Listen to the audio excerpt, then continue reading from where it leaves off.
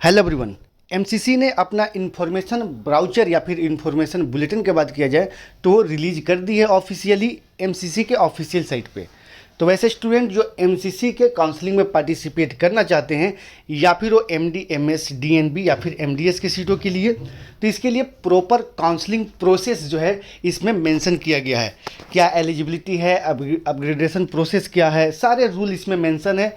इसमें आपको कैटेगरी का बेनिफिट कितने मिलेंगे या फिर जो डिस्ट्रीब्यूट किया गया है सीटों को पर्टिकुलर इंस्टीट्यूट्स वाइज वो क्या है, इन तमाम जानकारी को दिया हुआ है। तो मैं इसको आपको एक्सप्लेन करने वाला हूँ इन्फॉर्मेशन ब्राउचर को। आप लोग इन्फॉर्मेशन ब्राउचर को एक बार जरूर रीड करें अच्छे तरीके से। राउंड वन के बाद राउंड 2 में कैसे जाना है, मॉपअप में कौन कौन से स्टूडेंट जा सकते हैं, कौन कौन से स्टूडेंट एलिजिबल हैं, ऑस्ट्रेलिया के लिए कौन कौन से स्टूडेंट एलिजिबल हैं, डीम्ड यूनिवर्सिटी के लिए कैसे काउंसलिंग कराई जाएगी, ऑल इंडिया कोटा 50% के लिए कैसे होगी, डीएनबी के लिए क्या सीट डिस्ट्रीब्यूशन है, इन तमाम जानकारी को इसमें दिया हुआ है, मेंशन किया गया है। डॉक्यूमेंट रिक्वायर्ड आपको क्या क्या होंगे, तो चलिए हम एक एक करके हम इसको देखते हैं। और यदि चैनल पर नए हैं तो लाइक सब्सक्राइब करना ना भूलें। और यदि आप एडमिशन चाहते हैं, एडमिशन गाइडेंस चाहते हैं, तो वीडियो का स्क्रीन और डिस्क्रिप्शन में नंबर दिया हुआ है, वहाँ से आप कॉल करके हमारे सब्सक्रिप्शन को अवेल कर सकते हैं। इसमें प्रॉपर आपको गाइड की जाएगी जब तक आपको सीटें मिल नहीं जाती है, अभी से लेकर लास्ट राउंड तक। तो यहाँ पर हम सबसे पहले देखते हैं जो इन्फॉर्मेशन बुलेटिन है इसके अकॉर्डिंग। सबसे पहले आपको काउंसलिंग शेड्यूल दिया हुआ है जो कि फ्लो चार्ट में समझाया हुआ है, जो कि मैं पिछले वीडियो में ऑलरेडी बता चुका हूँ। जबकि इन्फॉर्मेशन बुलेटिन एमसीसी के साइट पे नहीं आया था, उससे मैं 2 दिन पहले ही इसके बारे में डिस्क्राइब कर चुका हूँ। काउंसलिंग का जो प्रोसेस होगा वो कुछ इस तरीके से होगा इस साल कि राउंड 1 में जिन्हें सीट मिलेंगे वो चाहे तो राउंड 2 में सीट को अपग्रेड कर सकते हैं और राउंड 3 में भी आप अपग्रेड कर सकते हैं। लेकिन इसके बाद स्टे वैकेंसी में जाने के लिए आपको कोई अपग्रेडेशन की सिस्टम नहीं होंगे। यानी कि पहले क्या होता था कि राउंड 1 से राउंड 2 में अपग्रेड करते थे, लेकिन अब राउंड 3 में भी अपग्रेड करेंगे। इसके बाद स्टे वैकेंसी राउंड होगा, जैसे कि यहाँ पे दिया हुआ है। सबसे पहले आपको ऑनलाइन मेडिकल काउंसलिंग के लिए एमसीसी के ऑफिशियल साइट पे जाकर रजिस्ट्रेशन करना होगा, www.mcc.nic.in पे। रजिस्ट्रेशन करने के बाद रजिस्ट्रेशन अमाउंट पे करना होगा और सिक्योरिटी डिपॉजिट होता है जो कि रिफंडेबल, इसे आपको पे करना होगा। इसके बाद आपको फर्स्ट राउंड की काउंसलिंग स्टार्ट होगी। फर्स्ट राउंड की काउंसलिंग यानी कि चॉइस फिलिंग स्टार्ट होगी। रिजल्ट आएगा, रिजल्ट आने के बाद यानी कि राउंड 1 का जब फर्स्ट राउंड का रिजल्ट आएगा, रिजल्ट आने के बाद 2 ही ऑप्शन होता है। या फिर आप कॉलेज अगर अलॉट हुआ या फिर कुछ स्टूडेंट को सीट अलॉट नहीं होता है, यानी कि अलॉटेड सीट और नॉट अलॉटेड कैंडिडेट। तो अगर जो स्टूडेंट को सीट अलॉट होगा वो कैंडिडेट या फिर सीट को फ्री एग्जिट लेंगे या फिर चाहे तो ज्वाइन करके राउंड 2 में अपग्रेड कर सकते हैं। यदि आपको पसंद है सीट तो उसे ज्वाइन करते हुए अपग्रेडेशन में जाना चाहते हैं तो विलिंगनेस को सबमिट करते हुए आप राउंड 2 में अपने आप को अपग्रेड कर सकते हैं। लेकिन वैसे स्टूडेंट जो राउंड 1 में सीट मिला उस सीट से संतुष्ट हैं और उन्हें अपग्रेडेशन के लिए नहीं जाना है तो वो सीट आपका फाइनल सीट होगा। विलिंगनेस में आपको नो करना होगा। और वैसे स्टूडेंट जिन्हें सीट मिला ही नहीं, अलॉट नहीं हुआ और डायरेक्ट आपको राउंड 2 में आपको जाके सिर्फ चॉइस फिलिंग करना है। और जो स्टूडेंट फाइनल सीट कर चुके हैं राउंड 1 का, उन्हें चॉइस फिलिंग या फिर फर्दर राउंड से बाहर हो जाएंगे। और जो अपग्रेडेशन के लिए डालते हैं राउंड 2 के लिए, उन्हें सिर्फ राउंड 2 में चॉइस फिलिंग करना होगा। तो ये रहा आपको राउंड 2 का।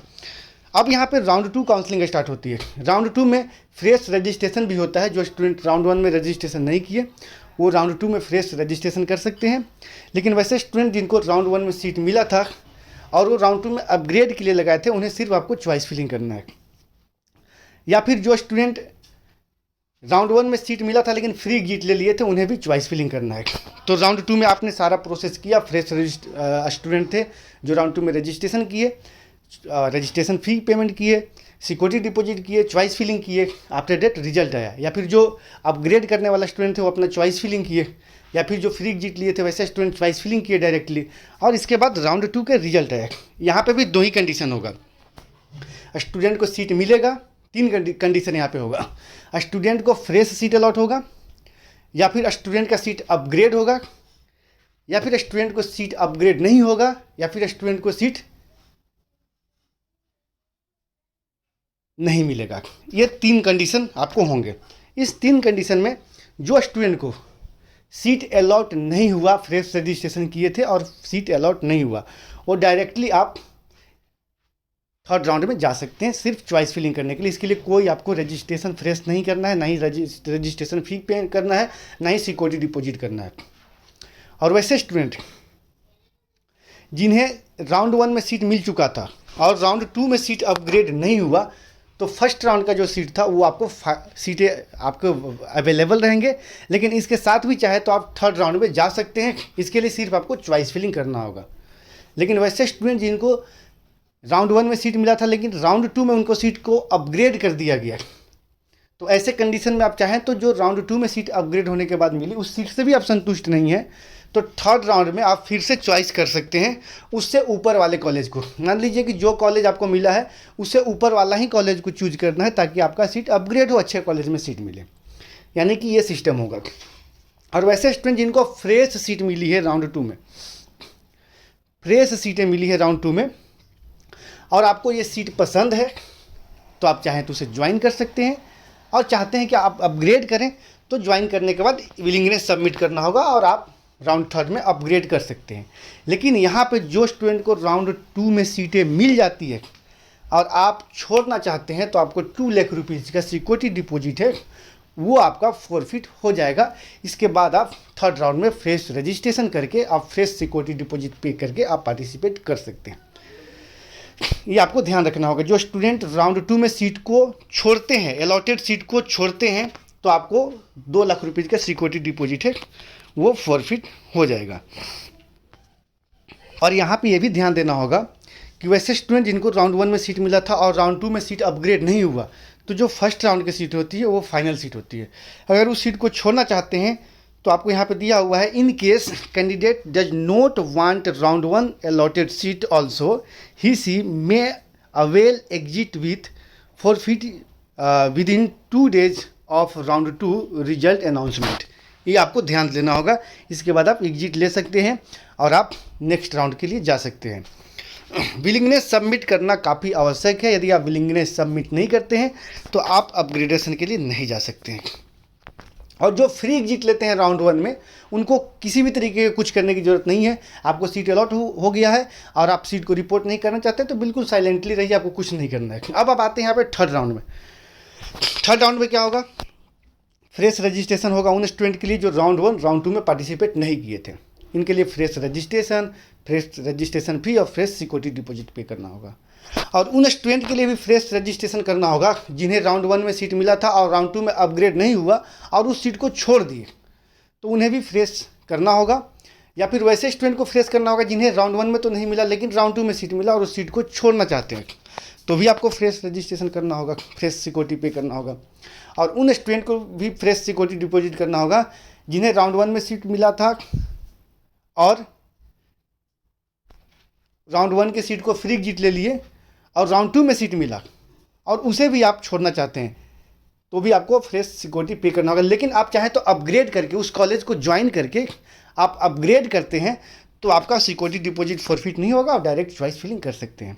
लेकिन यहाँ पे वो स्टूडेंट जो डायरेक्ट चॉइस फिलिंग करेंगे जिन्हें राउंड 1 में सीट मिला, राउंड 2 में अपग्रेड हो गया और राउंड 3 में भी वो अपग्रेड करना चाहते हैं, तो सिर्फ चॉइस फिलिंग करना होगा, किसी भी तरीके के सिक्योरिटी डिपॉजिट नहीं करना होगा। या फिर वैसे स्टूडेंट जिन्हें राउंड 2 में ही सिर्फ सीट मिला, तो राउंड 2 में ही सिर्फ सीट मिला, तो आप चाहते हैं तो सीट को रिपोर्ट करके राउंड 3 में अपग्रेड कर सकते हैं। तो इसके लिए देखिए क्या होता है कि राउंड 3 का आपने किया सारा प्रोसेस, रिजल्ट आया, रिजल्ट आने के बाद आपको यहाँ पे जो कुछ ऑप्शन दिखते हैं, अगर आपको सीट अलॉट नहीं होता है तो डायरेक्टली आप स्टे वैकेंसी में जाएंगे। अगर आपको सीट अलॉट नहीं होता है तो आप डायरेक्टली स्टे वैकेंसी में जाएंगे। जिनको ना ही राउंड 1 में मिला था, ना ही राउंड 2 में मिला था, ना ही राउंड 3 में मिला था सीट, तो आप डायरेक्टली स्टे में जाएंगे। या फिर जो फ्रेश राउंड 3 में पार्टिसिपेट किए थे वो भी डायरेक्टली स्टे वैकेंसी में जा सकते हैं। या फिर जो स्टूडेंट को राउंड 1 या राउंड 2 में सीट मिला था लेकिन फॉरफिट करा के मॉपअप में गए थे और उन्हें सीट नहीं मिला, तो भी आप स्टे में जा सकते हैं। अब यहाँ पे देखते हैं थर्ड राउंड का। थर्ड राउंड में अगर आपको सीट नहीं मिला तो आप एलिजिबल फॉर स्टे राउंड। लेकिन seat allotted and does not join, यदि आपको सीट अलॉट हो गया और आप ज्वाइन नहीं करना चाहते तो इस कंडीशन में क्या होगा, exit with forfeiture and elimination, यानी कि वो स्टे वैकेंसी में नहीं जा सकते हैं। फ्यूचर के जो स्टे वैकेंसी राउंड होंगे उसमें नहीं जाएंगे और ना ही किसी स्टेट के मॉपअप राउंड में पार्टिसिपेट कर सकते हैं। अगला पॉइंट क्या है, रिपोर्ट, यानी कि जिनको राउंड थर्ड में सीट मिला, report to allotted institutes, complete admission formalities, यानी कि आपको सीट मिला और आपने कॉलेज को रिपोर्ट कर लिया। तो इसके बाद आपके पास ऑप्शन क्या होगा, ज्वाइन अलॉटेड सीट, और once join can not upgrade और रिजाइन। मैं सिंपल वर्ड में आप लोगों को बता दूं कि जिन्हें राउंड 3 में सीट मिला, या फिर अपग्रेड होकर सीट मिला, या फिर फ्रेश सीट अलॉट हुआ, सिंपल सी बात है कि यदि राउंड थर्ड में आपको फ्रेश सीट अलॉट हुआ या फिर सीट अपग्रेड हो चुका है, लेकिन कोई ना कोई सीट आपको मिल गया, ऐसे कंडीशन में आप स्ट्रे वैकेंसी राउंड के लिए एलिजिबल नहीं होंगे। बस यही है। स्ट्रे वैकेंसी में देखते हैं, स्ट्रे वैकेंसी में भी फ्रेश रजिस्ट्रेशन होगा, जो इस साल पहली बार ऐसा रूल नियम आया है। साथ में डीम्ड यूनिवर्सिटी भी पार्टिसिपेट करेगा, डीम्ड यूनिवर्सिटी का भी ऑनलाइन ही काउंसलिंग कराई जाएगी। तो यहाँ पे आपको ये भी ध्यान देना होगा कि जो फ्रेश रजिस्ट्रेशन करेंगे स्टूडेंट, या फिर जिनको राउंड 1 राउंड 2 या फिर मॉपअप में सीटें नहीं मिल पाई थी, तो आप अगर स्ट्रे वैकेंसी में पार्टिसिपेट करते हैं और सीट आपको मिल जाता है, तो आप उस सीट को ज्वाइन करते हैं तो गुड एंड वेल, आप ज्वाइन करते हैं गुड एंड वेल। लेकिन जो स्टूडेंट को सीट अलॉट होता है और वो सीट को ज्वाइन नहीं करते हैं, तो इस बार स्ट्रिक्टली रूल लगाया गया है कि आपका सिक्योरिटी अमाउंट, सिक्योरिटी फी तो डिपॉजिट हो ही जाएगा, फॉरफिट हो ही जाएगा, साथ में आप दीवार हो जाएंगे नेक्स्ट 2 ईयर के लिए एमसीसी काउंसलिंग से। तो ये भी आपको देखना होगा। इसके बाद हम आगे आते हैं नेक्स्ट टॉपिक पे। तो हम यहाँ पे कुछ इंपॉर्टेंट टॉपिक को ही यहाँ पे कंसीडर करते हैं इस वीडियो में, ताकि आप लोग को भी काफ़ी इजी हो, क्योंकि काफ़ी लेंदी वीडियो हो जाएगा। इंपॉर्टेंट जो पॉइंट है उसको मैं मेंशन करने वाला हूँ, बाकी आप लोग एक बार खुद से इसे ज़रूर रीड करें, जो भी आपको इशू है उसके अकॉर्डिंग। मैं चैप्टर 3 में आता हूँ, 50% ऑल इंडिया कोटे के लिए। 50% ऑल इंडिया कोटे के लिए इंडिया के सभी स्टेट के स्टूडेंट एलिजिबल होंगे, और ये सभी स्टूडेंट के लिए यहाँ पे रिजर्वेशन का भी फैसिलिटी अवेलेबल होता है। यहाँ पे आपको 50% ऑल इंडिया कोटे, जो एमसीसी काउंसलिंग कराएंगी उसमें 50% ऑल इंडिया कोटे की सीट होंगी, 50% सीट बीएचयू को होगा, 50% सीट एएमयू का, और 50% सीट होगा all India quota seat DU central institutes. और साथ में अगर बात की जाए तो 100% जो सीट होगा वो डीएनबी का होगा, और इसके साथ साथ 100% जो सीटें होंगी वो डीम्ड यूनिवर्सिटी के अवेलेबल होंगे, डीम्ड यूनिवर्सिटी का। इसके साथ साथ हम देखते हैं 100% सीट आपको एनबी डिप्लोमा का भी अवेलेबल होगा। लेकिन जो स्पॉन्सर सीट होता है, इसके लिए एमसीसी काउंसलिंग नहीं कराती है। जो डीएनबी का जो स्पॉन्सर सीट होगा, इसका काउंसलिंग डीएनबी नहीं कराती है। यहाँ पे देखते हैं हम eligibility, the candidate should have qualify NEET PG. अगर आप नीट पीजी को क्वालिफाई करते हैं तो भी होगा, तो ही आप पार्टिसिपेट कर सकते हैं। डोमिसाइल फ्री काउंसलिंग होता है एमसीसी का जो काउंसलिंग होता है ऑल इंडिया कोटे के लिए, इसके लिए कोई डोमिसाइल का रिक्वायरमेंट नहीं होती है। और यहाँ पे देखिए आपको कन्वर्जन एल्गोरिदम दिया हुआ है, जो कैटेगरी का जो बेनिफिट मिलता है यहाँ पे ये कैटेगराइज दिया हुआ है, साथ में फिजिकली हैंडीकैप के लिए। अब हम आते हैं चैप्टर 4 में, डीम्ड यूनिवर्सिटी को लेके चलते हैं। डीम्ड यूनिवर्सिटी का जो काउंसलिंग होता है, इसमें किसी भी तरीके कोई रिजर्वेशन नहीं होता है। इसका काउंसलिंग 100% सीटों पे एमसीसी कराएंगी, और इसका जितना भी राउंड होगा वो सब ऑनलाइन होगा। और इसके साथ साथ हम बात करते हैं रिजर्वेशन पॉलिसी का। रिजर्वेशन मैं शॉर्टकट में लेके चलता हूँ। द एलिजिबल, मैं बात करता हूँ रिजर्वेशन पॉलिसी का। The eligible Indian national candidate waiting to get conversion to sponsor NRI category will have to submit the following documents and as and when the same are called for by the MCC। यानी कि जो student NRI कोटे से admission लेना चाहते हैं, तो आपको जो नीचे डॉक्यूमेंट दिए हुए हैं, इन डॉक्यूमेंट को आपको एमसीसी के पास यानी कि एडीजीएमयू को मेल करना होगा डॉक्यूमेंट वेरिफिकेशन के लिए। इसमें दिया हुआ डॉक्यूमेंट में आपको पासपोर्ट, वीज़ा होना चाहिए ऑफ द स्पॉन्सर का।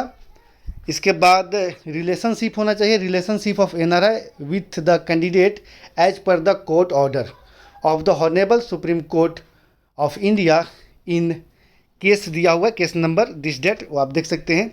इसके बाद नेक्स्ट पॉइंट है affidavit from the sponsor that he she will sponsor the entire course fee of the candidate duly notarised. इसके बाद अगला जो आपका पॉइंट है वो है आपका एम्बेसी सर्टिफिकेट होना चाहिए, embassy certificate of the sponsor. और नेक्स्ट पॉइंट है NEET score card of the candidate. और अगला पॉइंट है, अगला जो आपको डॉक्यूमेंट रखना होगा, there will be no reservation for OBC, SC, ST, physically handicap और EWS candidate in deemed university. यहाँ पे अगर डीम्ड में एडमिशन लेना चाहते हैं तो किसी भी तरीके की कैटेगरी का बेनिफिट नहीं मिलेगा, ना ही डिसेबिलिटी का मिलेगा, ना ही माइनॉरिटी का मिलेगा, किसी भी ओनली माइनॉरिटी का बेनिफिट मिलेगा। इसके अलावा किसी भी तरीके का बेनिफिट नहीं मिलेगा। तो ये नॉर्मल पॉइंट था जो मैंने आपको बता दिया। डीम्ड के लिए जो रिक्वायरमेंट चीज़ें हैं इसका मतलब मैं बता दूं कि डीम्ड यूनिवर्सिटी के लिए सिर्फ माइनॉरिटी का बेनिफिट मिलता है। जैन माइनॉरिटी, मुस्लिम माइनॉरिटी या फिर क्रिश्चियन माइनॉरिटी हो, जिस भी माइनॉरिटी के कॉलेज अवेलेबल हो। इसके बाद जो कोई भी किसी भी कैटेगरी का बेनिफिट नहीं मिलेगा। अब आते हैं हम नेक्स्ट पॉइंट पे। यहाँ पे देखते हैं रिजर्वेशन किस तरीके से मिलता है, खास करके ऑल इंडिया कोटा 50% या फिर एमई हो, बीएचई हो, किसी भी तरीके का हो। तो इसमें आपको एससी के लिए 15%, एसटी के लिए 7.5%, ओबीसी के लिए जो नॉन क्रीमी लेयर से आते हैं उनको 27%, ईडब्ल्यूएस के लिए अगर बात किया जाए तो एज पर सेंट्रल गवर्नमेंट 10% और फिजिकली हैंडीकैप के लिए 5% आपको रिजर्वेशन दी जाती है। तो ये भी आपको ध्यान देना होगा। इसके बाद हम बात करते हैं, यहाँ पे देखिए राउंड 1 और राउंड 2 और राउंड 1 और राउंड 2 के लिए आपको एक एक पॉइंट मेंशन किया गया है, जो कि आप एक बार खुद से रीड कीजिएगा तो ज़्यादा बेटर होगा। राउंड 1 के लिए लिखा हुआ है वो आप एक बार जरूर रीड कीजिएगा अच्छे से। जब आप नीट पीजी 2023 का फॉर्म फिल करते हैं या फिर काउंसलिंग में पार्ट लेना चाहते हैं तो आप राउंड 1 राउंड 2 के बारे में एक बार जरूर रीड कर लें। इसके बाद अगला पॉइंट पे आते हैं मॉपअप राउंड। यहाँ पे मॉपअप राउंड का भी क्राइटेरिया दिया हुआ है, रूल दिए हुए हैं। आप इस मॉपअप राउंड को भी आप रीड कर सकते हैं, यानी कि थर्ड राउंड को। इसके बाद आप स्टे वैकेंसी को भी आप रीड कर सकते हैं। यहाँ पे स्टे वैकेंसी का भी पॉइंट मेंशन किया गया है। मैं कुछ पॉइंट को आपको मेंशन करने वाला हूँ। लोग एफएक्यू जरूर रीड करें, एफएक्यू से ज़्यादा इन्फॉर्मेशन मिलेगा। जो भी एफएक्यू है उसे आप रीड कीजिएगा तो आपको प्रॉपर इन्फॉर्मेशन मिलेगा। एफएक्यू के बारे में जानना काफ़ी आवश्यक है। इसको बोलते हैं आपको फ्रिक्वेंटली आस्क क्वेश्चन, एफएक्यू। इसे आप एक बार रीड करें, हर एक क्वेश्चन का आंसर आपको यहाँ पे अवेलेबल है। हम यहाँ पे रिक्वायर्ड डॉक्यूमेंट के ऊपर जाते हैं जो सभी स्टूडेंट को रिक्वायर्ड होती है जो एमडी, एमएस या फिर डेंटल में एडमिशन लेना चाहते हैं। तो यहाँ पे सारे आपको ओरिजिनल डॉक्यूमेंट होना चाहिए। पहला नंबर पे आपको अलॉटमेंट लेटर जो कि एमसीसी की तरफ से रिलीज़ की जाएगी। इसके बाद एडमिट कार्ड जो एनवी की तरफ से आपको डाउनलोड करने को मिला था। इसके बाद रिजल्ट या फिर रैंक लेटर जो एनवी के साइट से ही आपने डाउनलोड किया था आफ्टर रिजल्ट। इसके बाद हाई स्कूल या फिर सेकेंडरी सर्टिफिकेट होना चाहिए जिसमें डेट ऑफ बर्थ मेंशन हो प्रूफ के लिए। इसके बाद मार्कशीट होना चाहिए एमबीबीएस का फर्स्ट, सेकेंड और थर्ड प्रोफेशनल एग्जामिनेशन का। इसके बाद एमबीबीएस का आपको डिग्री सर्टिफिकेट होना चाहिए या फिर प्रोविजनल डिग्री सर्टिफिकेट होना चाहिए। इसके बाद जो कि आपको 31 मार्च तक होना चाहिए। इसके बाद आपको हम बात करते हैं परमानेंट या फिर प्रोविजनल रजिस्ट्रेशन सर्टिफिकेट होना चाहिए इशू बाय एमसीआई। ये भी आपको 31 तक होना चाहिए। इसके बाद आपको candidate allotted seat must carry off the identification, जैसे आईडी प्रूफ चाहिए, जैसे पैन कार्ड, ड्राइविंग लाइसेंस, आधार कार्ड, वोटर आईडी या फिर पासपोर्ट होगा तो भी आपको चलेगा। इसके बाद नेक्स्ट पॉइंट है the candidate should also bring the following certificate if applicable. पहला नंबर जो स्टूडेंट कैटेगरी से बिलोंग करते हैं तो एससी एसटी का आपका कास्ट सर्टिफिकेट होना चाहिए, जो कि आपको फॉर्मेट इसका दिया हुआ है। इसी इन्फॉर्मेशन बुलेटिन में आपका फॉर्मेट दिया हुआ है सभी कैटेगरी के लिए जो आपको कैटेगरी सर्टिफिकेट चाहिए। तो उस फॉर्मेट के अकॉर्डिंग आपको कैटेगरी सर्टिफिकेट आपको इशू करके रखना है। जो ईडब्ल्यूएस से बिलोंग करते हैं उनका ईडब्ल्यूएस का उसी फॉर्मेट बनाना होगा। ओबीसी का भी दिया हुआ है, साथ में फिजिकली हैंडीकैप को भी दिया हुआ है। इसके साथ साथ यहाँ पे दिया हुआ है रजिस्ट्रेशन फ़ी। मैं आप लोगों को बार बार बताता आया हूँ कि रजिस्ट्रेशन फ़ी कितना पे करना है ऑल इंडिया कोटे के लिए, गवर्नमेंट सीट के लिए, और डीम्ड के लिए कितना करना है। ऑल इंडिया कोटे के लिए आपको मैं बताया था कि जनरल और EWS के लिए 1000 रुपीज़ रजिस्ट्रेशन अमाउंट जो कि रिफंडेबल होता है, और सेम कंडीशन में बात किया जाए तो SC ST OBC physically handicap के लिए 500 रुपीज़ रजिस्ट्रेशन अमाउंट पे करना होता है। ऑल इंडिया कोटा 15%, जिसमें ऑल इंडिया कोटा का 50% गवर्नमेंट DNB और NB डिप्लोमा का सीटें अवेलेबल होती है। अगर डीम्ड के लिए पार्टिसिपेट करना चाहते हैं और ये ऑल इंडिया के लिए, दोनों के लिए, तो 5000 रजिस्ट्रेशन अमाउंट और 2 लाख रुपये सिक्योरिटी पे करना होगा। इसमें कैटेगरी का कोई बेनिफिट नहीं मिलता है। अगर सिर्फ गवर्नमेंट के लिए पार्टिसिपेट करते हैं, जनरल स्टूडेंट, EWS स्टूडेंट, सिर्फ गवर्नमेंट सीट के लिए, ऑल इंडिया कोटे के लिए, तो 1000 registration amount, 25,000 security amount refundable. Category वाले के लिए 500 rupees registration amount, 10,000 rupees security amount पे करना होगा। तो ये आपका है, जो कि आपको इसके बारे में भी जानना आवश्यक है। जब तक इसे पे नहीं करेंगे तो आप चॉइस फिलिंग नहीं कर सकते हैं। तो आप एक बार इसको ज़रूर एक बार खुद से रीड करें। खुद से अगर रीड करेंगे तो आप लोग का जो इन्फॉर्मेशन है वो काफ़ी डेवलप होगा, और इसमें काफ़ी क्वेश्चन दिए हुए, हर एक क्वेश्चन का आंसर यहाँ पे किया हुआ है, रिफंड पॉलिसी दिया हुआ है। जय दोस्तों, फिलहाल के वीडियो में इतना ही। Thanks for watching.